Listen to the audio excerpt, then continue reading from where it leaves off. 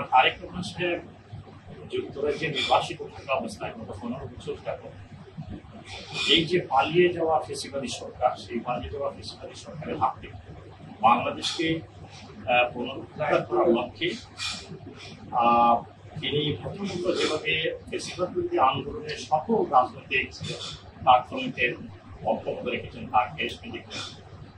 এবং দ্বিতীয়ত দলের একটি বাংলাদেশ জাতীয়তাবাদী দল, একটি বিশাল একটি জনপ্রিয় দল, যে দল ফেসিবাদী সরকারের সবচেয়ে বেশি নির্যাতিত এবং কবলে ছিল, সেই দলকেও তিনি নির্বাসিত থাকা অবস্থায় দলের সকল নিয়মকে অব্যাহত রেখে একটি যুগপৎ আন্দোলনের প্রেক্ষাপট তৈরি করে আসলে গত 5ই আগস্ট যে অভ্যুত্থান করা কোনো একটি ফেসিবাদী সরকার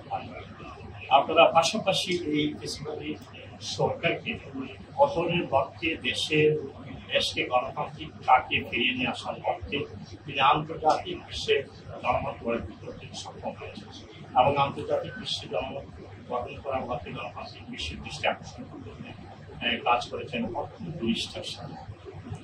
এখন এই 15 বছরের ফেসিবাদী শাসন আমলে বাংলাদেশ থেকে যে পরিমাণ আপনারা জানেন, প্রায় হাজার হাজার কোটি টাকা দেশ থেকে পাচার হয়েছে, দেশের গণতন্ত্রকে ধ্বংস করা হচ্ছে, নির্বাচন ব্যবস্থাকে ধ্বংস করা হচ্ছে, গণতান্ত্রিক এবং সাংবিধানিক সকল প্রতিষ্ঠার ক্ষেত্রে এই ফেসিবাদী সরকার দেশকে হাজার হাজার হয়েছে, দেশের হাজার হাজার টাকা দেশের লুটপাট করা হয়েছে। এইরকম একটি দেশে ইনশাআল্লাহ যদি আল্লাহ রব্বুল আলামিনের হুকুম হয়, আমরা আশা করছি দেশের জনগণের ম্যান্ডেট নিয়ে তিনি আগামী দিনে বাংলাদেশের প্রধানমন্ত্রী বা এই দেশে এইরকম একটি অর্থনৈতিকভাবে ভঙ্গুর একটি বিধ্বস্ত একটি রাষ্ট্রের তিনি দায়িত্ব নিতে যাচ্ছেন। সুতরাং এই অবস্থা থেকে আমরা যদি একটু চিন্তা করি, তার নিরাপত্তার বিষয়টা অবশ্যই সেখানে আলোচনার বিষয় রয়েছে। আজকে আপনারা দেখেন যে দেশে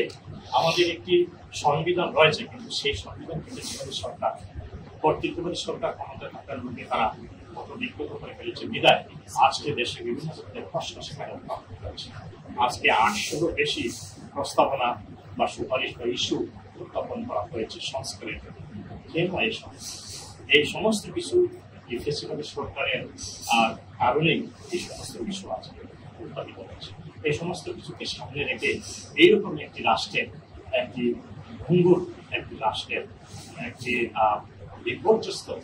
একটি রাষ্ট্রের তিনি দায়িত্ব ইনশাআল্লাহ দায়িত্ব নিয়ে যাচ্ছেন। সেখানে নিরাপত্তার বিষয় সহ অনেক বিষয় জড়িত রয়েছে এবং তিনি সেই দেশে আসার এখনো এখান থেকেই সমস্ত কিছু কোঅর্ডিনেট করছেন। দেশকে, দেশের সাধারণ মানুষকে নির্দেশনা স্কিল নির্দেশনা দিয়ে যাচ্ছেন, দেশের জনগণ, দেশের দলের নেতাকর্মীদেরকে নির্দেশনা দিয়ে যাচ্ছেন এবং একই সাথে আপনারা দেখতেছেন যে কমিশন থেকে শুরু করে বিভিন্ন জায়গায় দেশকে কিভাবে একটি অবাধ সুষ্ঠু নির্বাচন অনুষ্ঠান করা যায় তিনি অত্যন্ত কাজ করে যাচ্ছেন। সুতরাং সেটা একটা সময়ের ব্যাপার আছে, যখনই সময় হবে তখনই অফিসিয়ালি দলের পক্ষ থেকে সেটা অ্যানাউন্স করা হবে এবং আপনারা সেটা সকলে সেটা এইরকম একটি দেশে মানে একটি ফেসিবাদী কর্তৃত্ববাদী শাসন ব্যবস্থায় 15 বছর এই দেশের অবস্থার সৃষ্টি হয়েছে। ইনশাআল্লাহ তিনি, আমরা আশা করি এই দেশের, আমি বলছি যদি দেশের জনগণ ম্যান্ডেট দেয়, দেশের দায়িত্ব তিনি নিতে যাচ্ছেন ইনশাআল্লাহ।